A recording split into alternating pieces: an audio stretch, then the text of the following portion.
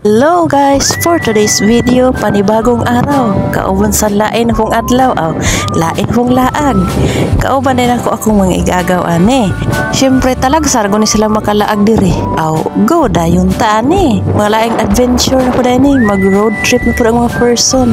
Duha day ka motor ani, ang naguna silang ate o ang isa ka igagaw nako.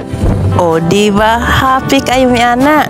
Lagsar agon may magkabanding Sulitin ang panahon tuara sila naguna Shout out guys akong isa ka gwapo nga igagaw si Jandy kay nagpahulam sa iyang motor. Kaya di man siya makauban iya lang tag motor iyang representative diba?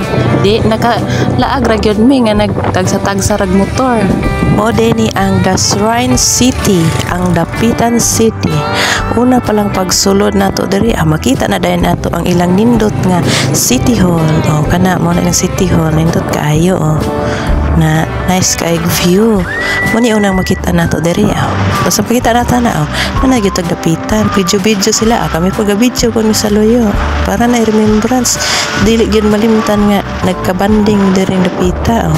Muni nakanindot aning mag road trip ta kay samot nang makakita ta aning nga mga view. Sus mawala gyud atong mga stress, mga problema. Nafog na problema. Diba nindot kay mga view bisag panalagsa kailangan man dyan natong mag-relax po di kay puro na lang puta trabaho ani puta maglaag-laag puta pahangin puta ginagmay ba samot nagkauban nato atong loved ones, family, mga friends. Enjoy the moment dayon kaya mag-relax din pag may time naragod. Mauna ko ang ate kauban niya ang akong isa kagwapa nga igagaw. Tara mi sa luyo nagsunod video sila video gyapon mi. Diba happy kay mga person nga nagkakuyog. Diri ni Dunggo ang barko nga gisakyan ni Jose Rizal nung ipinatapon siya dito sa Dapitan City year 1892.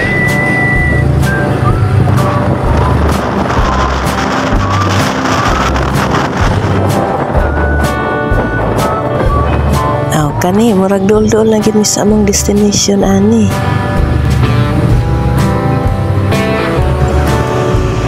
Diri na lang tataman kay murag taas-taas naman ning video. See you sa part 2. Thank you for watching guys. God bless us all. Bye-bye. Abot na mi sa Rizal Shrine sa Dapitan City.